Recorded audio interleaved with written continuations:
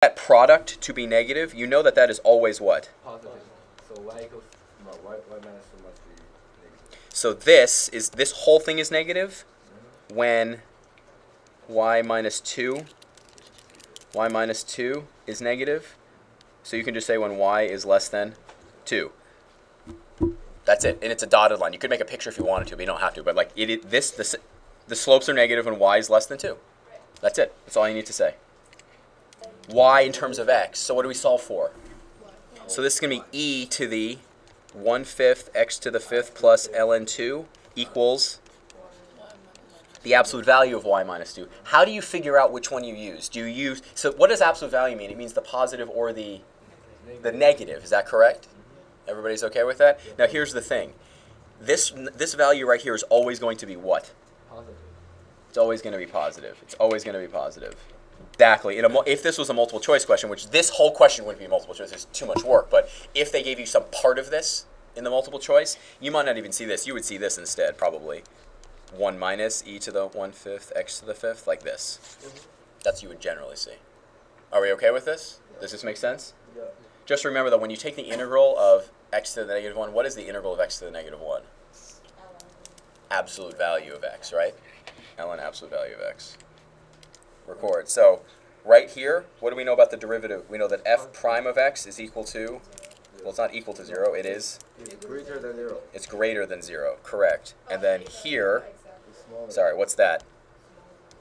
Yeah, for here, we know that f prime of x is less than 0. So this question is asking you, find the x coordinate of each point of inflection on the graph of g from -4 to 3. So we think g double prime of x is less than 0 when x is less than 1, and g double prime of x is greater than 0 when x is greater than 1. So we think the x equals 1 is a location for the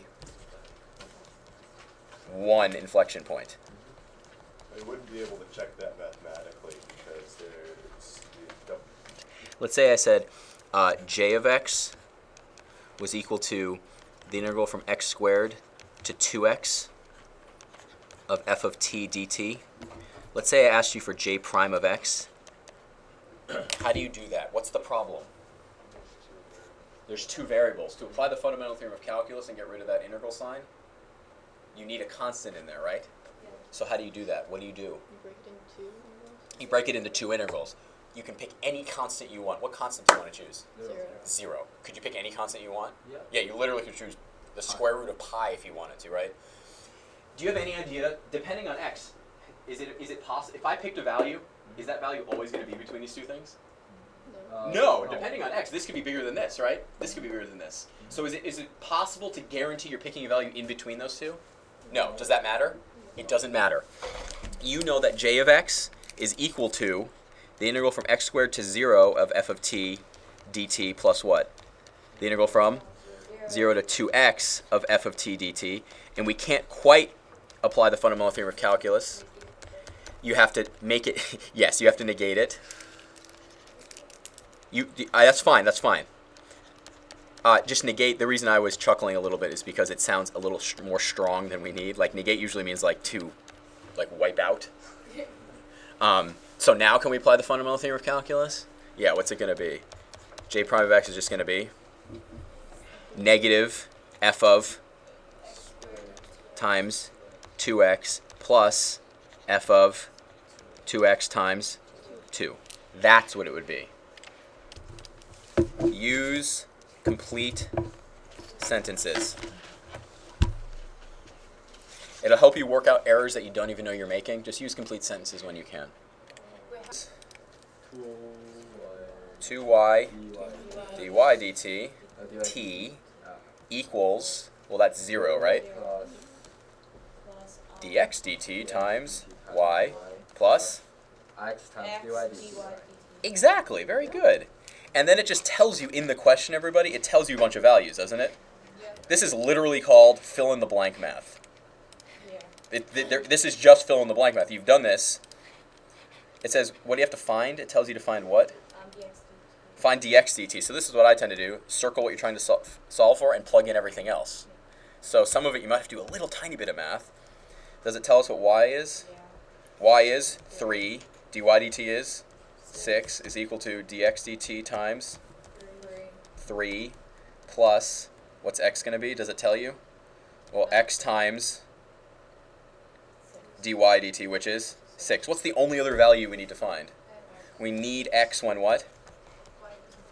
Y is 3. Do they give you the original equation? Yeah. What is it? Y squared is equal to 2 plus xy, right? So therefore, what's 9 equals 2 plus x times, so what does x equal? 7 over 3, thank you. Yep, 7 over 3. So then you take this and where do you plug it in? Yeah, exactly. So you end up with 36, right? Is equal to 3 dx dt plus 12. No, sorry. No, 14. 14, thank you. 7 over 3 times 6? Yeah. 7 times 2, right? Is that correct? So what do we're just solving for this now, right? 22 over 3. So dx dt is going to equal what? 22 over 3. Yep, that's it. How confident we are with this answer? We're pretty confident with this? I think it's pretty good. So not that one. How'd we do? Perfect. Perfect, perfect. Do you see that notation? That's something, it's very common. This notation right here. This just means dx dt evaluated when t equals 5. Sometimes you need to plug in more than one value, but you put it down at the bottom. That's it.